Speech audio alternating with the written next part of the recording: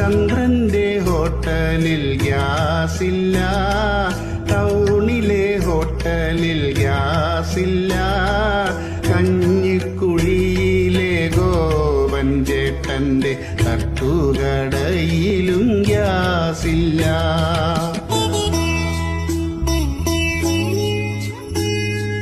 അകലെയെങ്ങാണ്ടുള്ള Persian രാജ്യത്ത് അവരുടെ ശത്രുക്കൾ ബോംബിട്ടു. വേറൊരു രാജ്യത്ത് ബോംബുകൾ പൊട്ടിയാൽ എങ്ങനെ നമ്മുടെ ഗ്യാസ് മുടങ്ങും? വല്ലപ്പോഴും കാണൂ വാർത്തകൾ, നാട്ടിൽ നടക്കുന്ന കാര്യങ്ങൾ.